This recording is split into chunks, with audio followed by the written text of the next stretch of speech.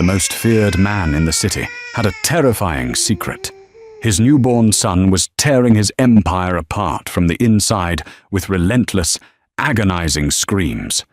Top doctors failed. Elite nannies fled.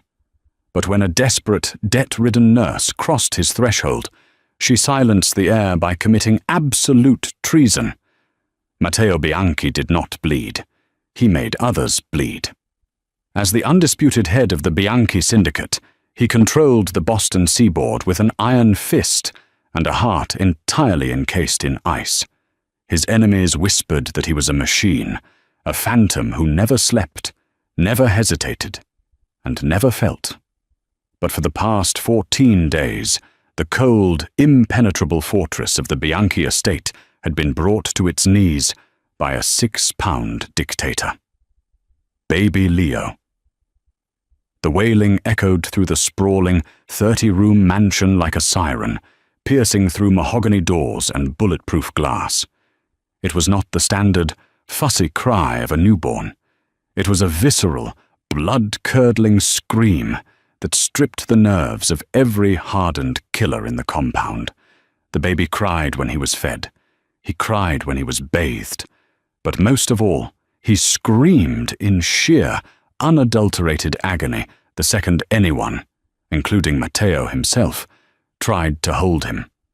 Matteo stood in the shadows of the nursery, the heavy bags under his eyes dark enough to resemble bruises. His tailored charcoal suit hung slightly loose. He hadn't eaten a full meal in a week. He stared down into the handcrafted, gold-leafed crib. Inside, his son was red-faced, his tiny fists clenched, shrieking until his voice went hoarse. "Make it stop, Arthur," Matteo growled, his voice a gravelly whisper that held more danger than a shouted threat. Dr. Arthur Sterling, the most expensive concierge pediatrician on the East Coast, dabbed at his sweating forehead with a silk handkerchief. "Mr. Bianchi, I assure you, medically there is nothing wrong. I've run the panels. The ultrasounds are clear. It's severe colic combined with sensory overload. The child just needs to cry it out." Matteo's hand shot out, his fingers locking around the doctor's throat. He lifted the man an inch off the plush carpet. "If you tell me he just needs to cry it out, one more time, Arthur, I will ensure you never speak again. Look at him. He is in pain." "Boss," a smooth, calm voice intervened. Matteo dropped the doctor, who collapsed against the wall, gasping for air. Silas Mercer, Matteo's underboss and oldest friend, stepped into the nursery. Silas was impeccably dressed, as always, his eyes assessing the room with cold calculation. "The men are getting jumpy, Matteo," Silas said quietly, ensuring the doctor couldn't hear. "The northern shipments are delayed because you haven't signed off, and the Russian factions are noticing your absence. We cannot let a screaming infant dismantle what we've built. You need sleep. The boy needs someone who isn't terrified of you. We've fired 6 nannies in 10 days, Silas. The last one dropped him back into the crib like he burned her because he wouldn't stop screaming." Matteo dragged a hand down his face. "Find someone else. I don't care what it costs." "I already did," Silas replied, a faint, almost imperceptible smirk playing on his lips. "But she's not from the agency. She's off the books." Across the city, far from the manicured lawns of the Bianchi estate, Clara Higgins was wiping down a stainless steel counter at Mercy General Hospital for the 3rd time. Her back ached, her feet were swollen, and the eviction notice folded in the pocket of her scrubs felt like a physical weight pulling her down. Clara was a pediatric nurse, and a damn good one. But being good didn't pay the exorbitant medical bills for her younger brother's leukemia treatments. The hospital administration had just slashed her overtime hours, and she was exactly 4 days away from living out of her rusted sedan. She paused, staring blankly at the sterile wall, trying to calculate how many meals she could skip this week to afford her brother's anti-nausea medication. "Clara." She turned to see her charge nurse looking pale, flanked by two men in dark, tailored suits who looked entirely out of place in the chaotic fluorescent glare of the free clinic. One of them, a massive man with a scar slicing through his left eyebrow, stepped forward. "Clara Higgins?" the man asked. "Yes," Clara replied, her heart kicking up a sudden, panicked rhythm. "If this is about the medical debt, I called the collection agency yesterday." "We aren't debt collectors," the man interrupted. "We have an employer who requires an emergency pediatric consultation. Tonight. You will be compensated handsomely." He reached into his breast pocket and pulled out a thick, banded stack of $100 bills, tossing it casually onto the counter. It was more money than Clara made in 6 months. "That is the advance," the man said. "There is 5 times that amount waiting for you, if you can get the kid to sleep. But you leave now, and you ask no questions." Clara stared at the money. Her rational mind screamed that this was illegal, dangerous, and utterly insane. But then she pictured her brother's pale face, the threat of the eviction, the crushing weight of her poverty. She reached out and took the money. 10 minutes later, Clara was sitting in the back of a blacked-out SUV. Her phone had been confiscated, and a heavy, velvet blindfold had been tied securely over her eyes. The ride was silent, twisting and turning for what felt like an hour. Clara's hands trembled in her lap. She had grown up in the rougher parts of the city. She knew exactly the kind of men who operated in the shadows. When the SUV finally stopped, she was guided out by a firm hand on her elbow. The smell of the air changed, from city smog to fresh pine and damp earth, mixed with the unmistakable scent of expensive, imported leather and cigar smoke. The blindfold was pulled off. Clara blinked against the sudden light, finding herself standing in a grand foyer that belonged in a European palace. Marble floors, sweeping double staircases, and everywhere she looked, men standing in silence with the distinct bulges of holstered weapons beneath their jackets. "Upstairs," Silas ordered from the top of the landing. Clara swallowed her fear, clutching her small medical bag, and ascended the stairs. The closer she got to the second floor, the louder the sound became. A baby, screaming with a ferocity that made Clara's professional instincts immediately override her terror. That was not a cry for food. That was a distress signal. The heavy oak doors of the nursery were pushed open, and Clara stepped inside. The room was suffocatingly warm, smelling of baby powder, sweat, and raw tension. Her eyes immediately locked onto the crib, but a massive figure blocked her path. Matteo Bianchi turned to face her. Clara's breath hitched. The man radiated lethality. Even exhausted, with his tie loosened and his eyes bloodshot, he possessed a terrifying magnetic authority. He looked her up and down, taking in her faded scrubs and messy bun with blatant skepticism. "You're the nurse," Matteo said, his voice deep, resonating in her chest. It wasn't a question. "I am." Clara kept her voice steady, refusing to shrink back.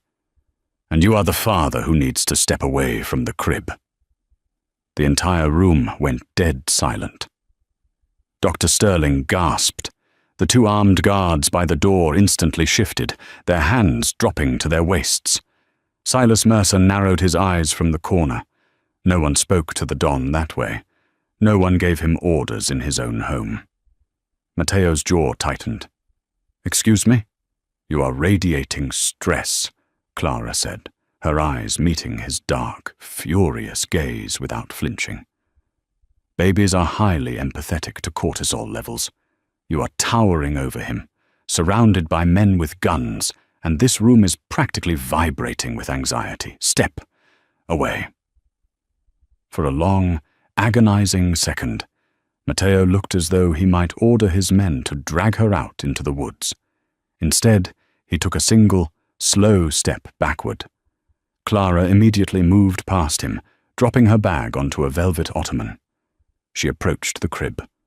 Baby Leo was a tragic sight. He was stunningly beautiful, with a shock of dark hair, but his face was mottled purple, his legs kicking frantically.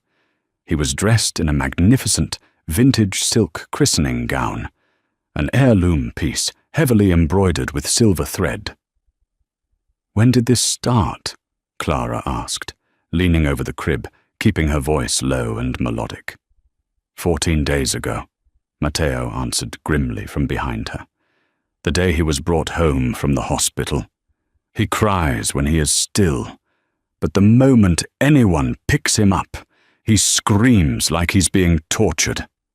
Clara watched the baby's movements. He wasn't just thrashing, he was arching his back, trying to pull away from his own clothes. She reached out, gently pressing 2 fingers against the baby's chest. Leo let out a piercing shriek, his little body convulsing. Clara's eyes narrowed. She quickly moved her hands down the baby's sides, feeling beneath the heavy, luxurious fabric of the gown. Her fingers brushed against something. It felt like a stiff seam, but as she applied the lightest pressure, the baby screamed louder, his eyes rolling back in sheer agony. Something is cutting into him, Clara realized. She turned to her medical bag to grab her trauma shears, but the bag was on the other side of Matteo. The baby was hyperventilating now, the screaming turning into terrifying, breathless gasps. There was no time to walk around. In a move that defied every survival instinct she possessed, Clara turned around, lunged toward Matteo Bianchi, and ripped the tactical switchblade straight out of the holster on his belt. The sound of 4 guns being cocked echoed like thunder in the nursery. "Drop the knife!" a guard roared. Matteo froze, his eyes wide with shock, not at the guns, but at the sheer audacity of the small woman who had just disarmed him. Clara didn't hesitate. She didn't look at the guns. She didn't look at the furious Mafia boss. She spun back to the crib, grabbed the collar of the priceless, centuries-old Bianchi family christening gown, and sliced the blade cleanly down the center, destroying the heirloom in one violent motion. "Are you insane?" Silas yelled, rushing forward. "Shut up!" Clara barked, peeling the ruined silk away from the baby's skin. She tossed the fabric onto the floor. The room fell into a stunned, breathless hush. There, wrapped around the baby's fragile ribcage, completely hidden by the intricate embroidery of the gown, was a thin, nearly invisible filament wire. It was laced into the inner lining of the silk. Whenever the baby lay flat, it was merely uncomfortable. But the moment someone picked him up, squeezing his torso, the wire acted like a garrote, slicing painfully into his sensitive skin without breaking it enough to bleed heavily, leaving only faint, red welts that looked like diaper rash. Clara quickly and gently used the tip of the blade to snap the wire, pulling it away from the baby's skin. Instantly, the screaming stopped. The silence that followed was deafening. It was heavier than the crying had been.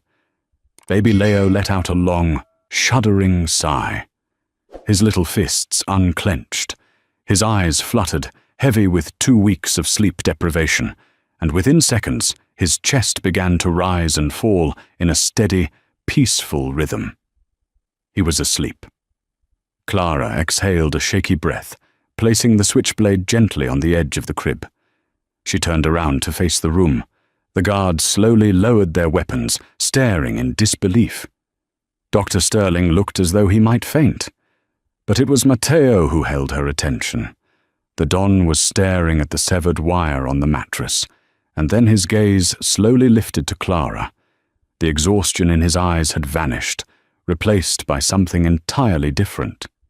It was a storm of violent realization and a terrifying, obsessive gratitude.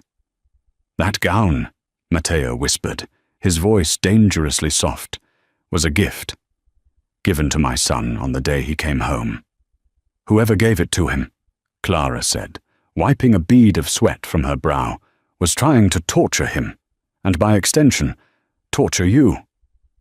Matteo slowly turned his head, his dark eyes locking on to Silas Mercer, the man who had personally delivered the restored family heirloom. Silas's face drained of color.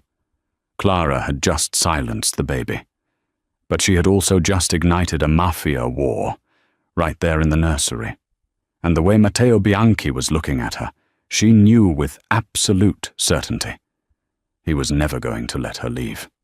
The silence in the nursery was so absolute that the only sound was the rhythmic, soft breathing of baby Leo, finally at peace. But the air around the crib was thick with lethal intent. Matteo Bianchi's dark eyes remained locked on his underboss.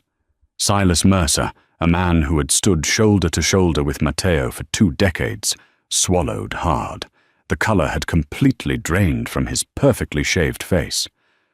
"Matteo," Silas started, his voice a calculated smooth purr that he used to negotiate waterfront union contracts. The seamstress in the North End who restored the gown. She must have been compromised by the O'Reilly faction. I had no idea.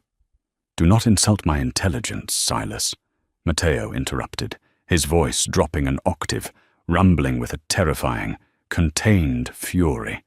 He reached into the crib, his large, scarred hand gently picking up the severed, nearly invisible wire.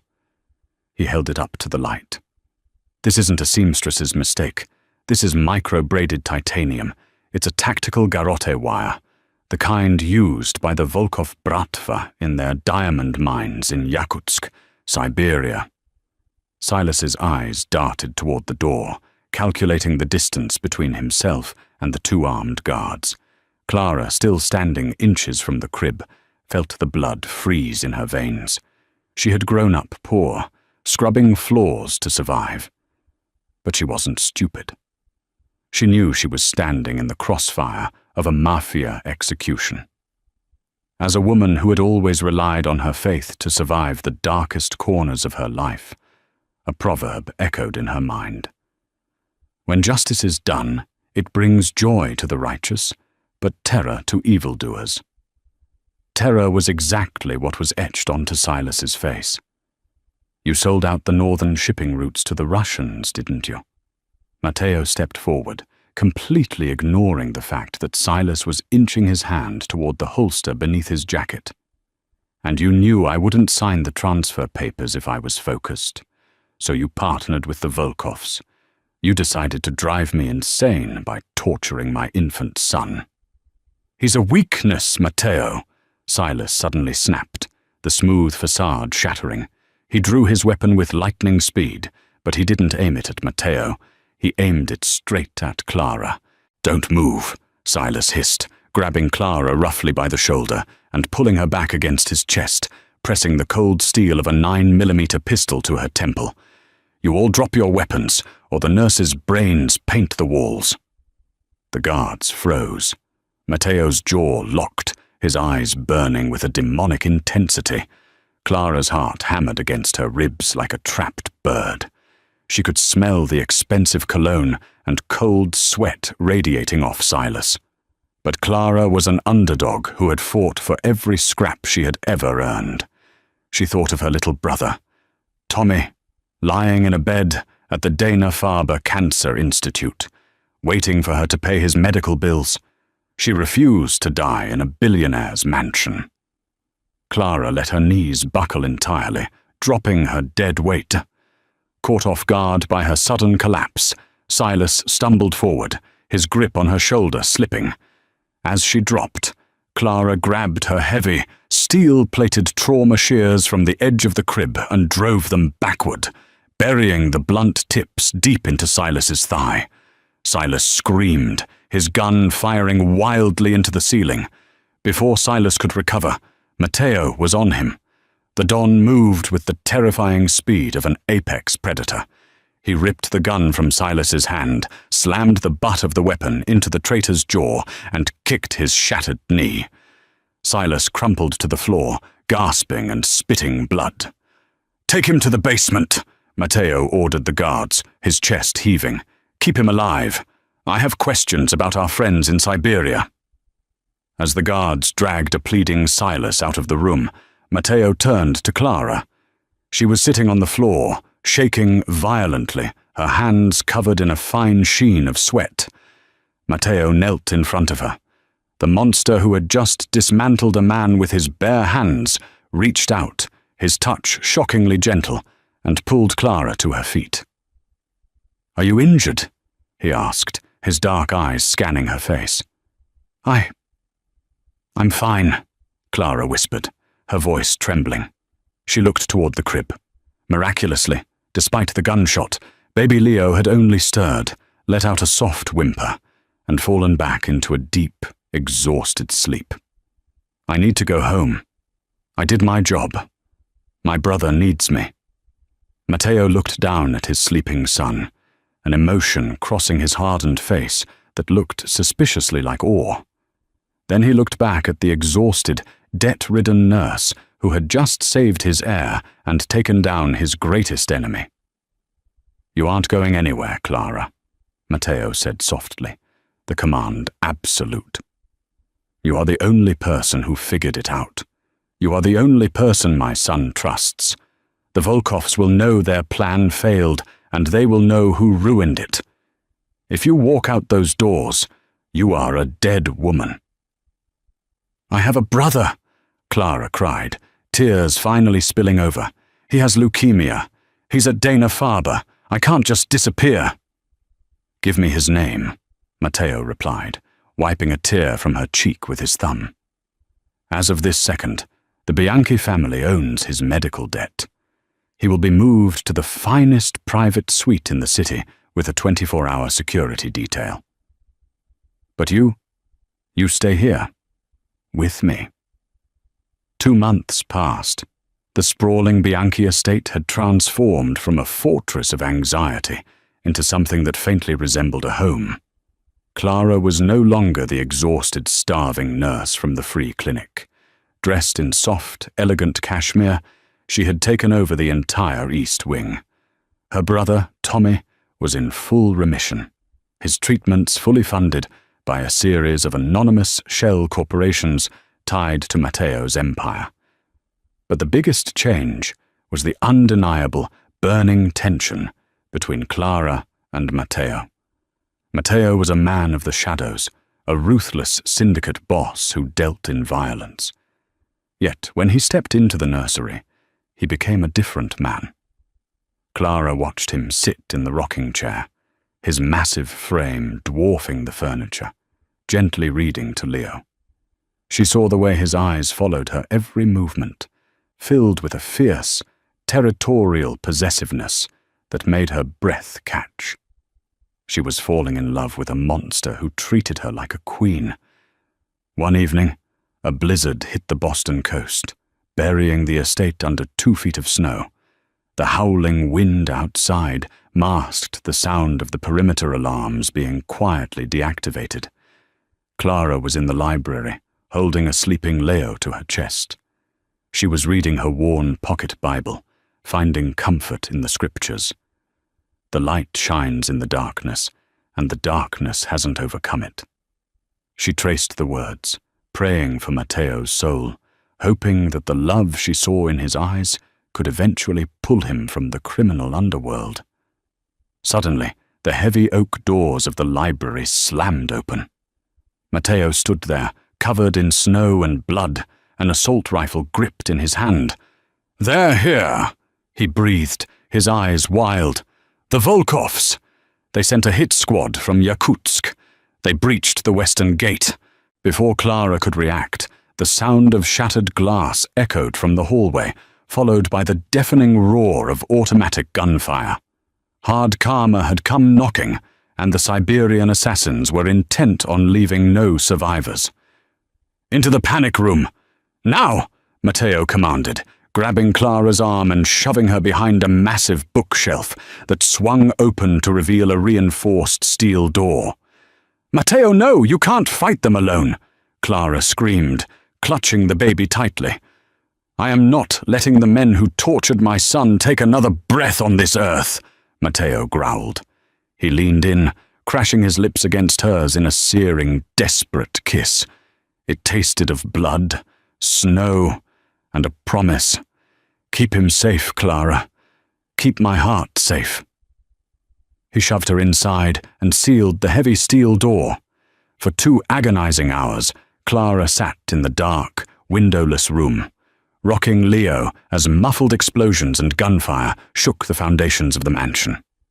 She prayed relentlessly, asking for justice, asking for protection for the man who had saved her brother's life. When the heavy steel door finally clicked and hissed open, Clara gasped, shrinking back into the corner. Matteo stood in the doorway. His suit was shredded, his face bruised, and his hands coated in the blood of his enemies. Behind him, the mansion was wrecked, but it was quiet. The Volkov threat from the freezing depths of Yakutia had been entirely eradicated. The ultimate price had been exacted. He dropped his weapon, his knees buckling slightly as he walked toward her. Clara didn't hesitate. She rushed forward, wrapping her free arm around his waist, burying her face into his chest. "It's over," Matteo whispered hoarsely, burying his face in her hair, inhaling her scent like it was oxygen. "They will never touch our family again." Our family. Clara looked up into his eyes, seeing the exhaustion, the violence, but most importantly, the unwavering devotion. The poor nurse who had walked into a Mafia stronghold to pay a debt had not only silenced a crying heir, she had tamed the heart of the city's most dangerous man, and together they would build an empire in the light. Did you expect that jaw-dropping betrayal from Silas, or the epic, bloody showdown with the Siberian Mafia? Clara risked it all, and went from a desperate, struggling nurse to the untouchable queen of the Bianchi Empire. If you loved this intense mix of Mafia romance, dark twists, and absolute justice, hit that like button, share with your fellow story lovers, and subscribe for more gripping tales.